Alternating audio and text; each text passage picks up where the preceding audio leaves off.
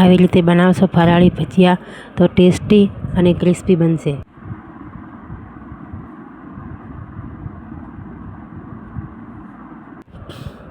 તો તેના માટે મેં આવા જાડા મરચાં લઈ લીધા છે. આ મરચાંને આપણે હવે કાપી લઈશું. આવી રીતે ગોળ ગોળ કાપી લેવાના. તમારે જેવા પસંદ હોય એવા તમે કાપી શકો છો.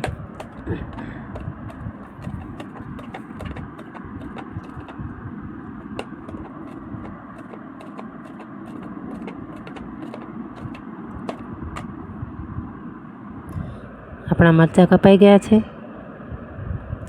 હવે આપણે સાબુદાણા શેકી લઈશું.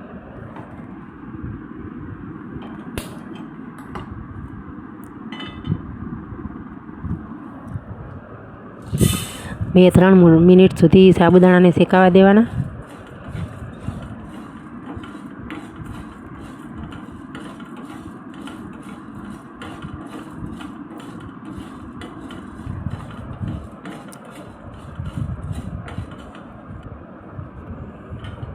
હવે આપણે સાબુદાણાને ઠંડા કરવા મૂકી દઈશું.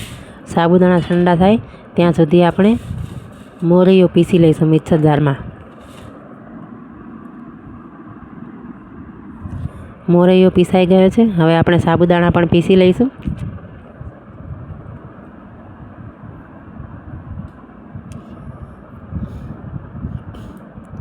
સાબુદાણા પીસી લીધા.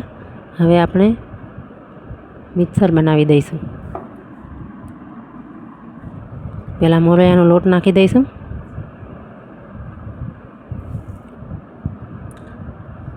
પછી સાબુદાણાનો લોટ,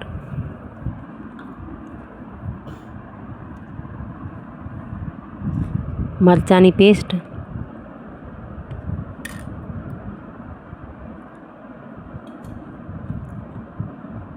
પછી ધાણા જીરું,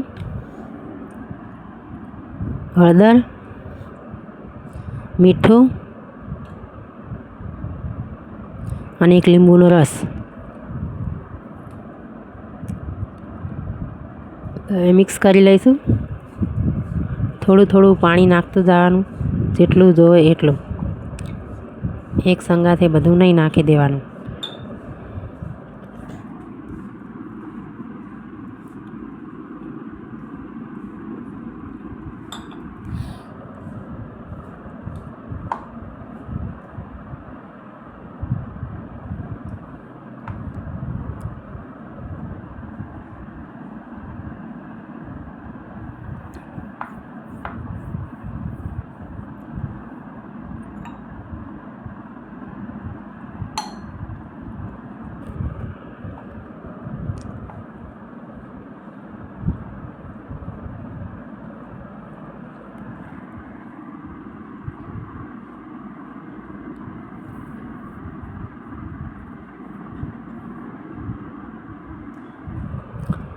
હવે આને થોડી વાર રેસ્ટ આપી દઈશું. ત્યાં સુધી આપણે ચટણી બનાવી લઈશું. પહેલાં ધાણા કાપી લઈશું.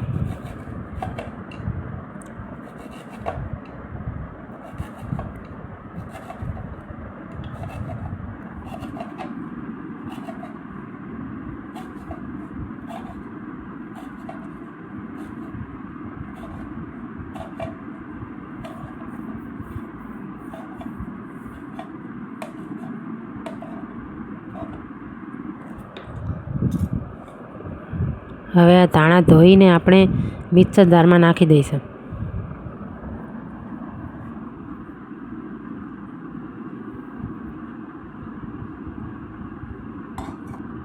પછી તેમાં 2 મરચાં, પછી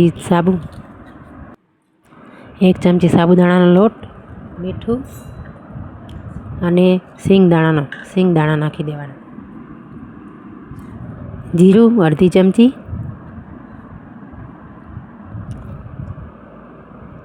થોડું પાણી નાખીને પીસી લઈશું. ચટણી તૈયાર છે આપણી. હવે આપણે ભજીયા તળી લઈશું.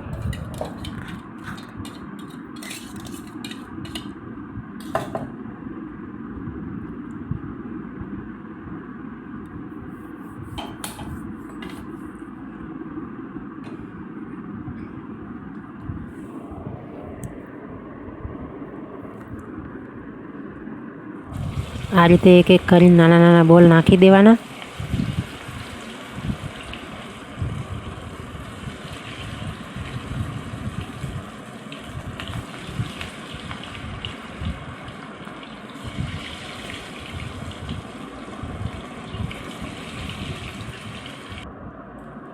હવે મીડિયમ ગેસ પર થોડી વાર થવા દઈશું. ફેરવવાની ઉતાવળ નહીં કરવાની, નહીંતર ભેગા થઈ જશે અને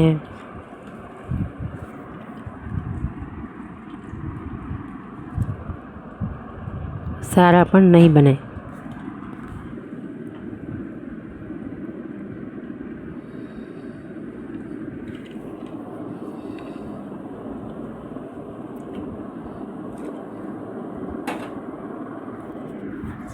તૈયાર છે આપણા ક્રિસ્પી ફરાળી ભજીયા.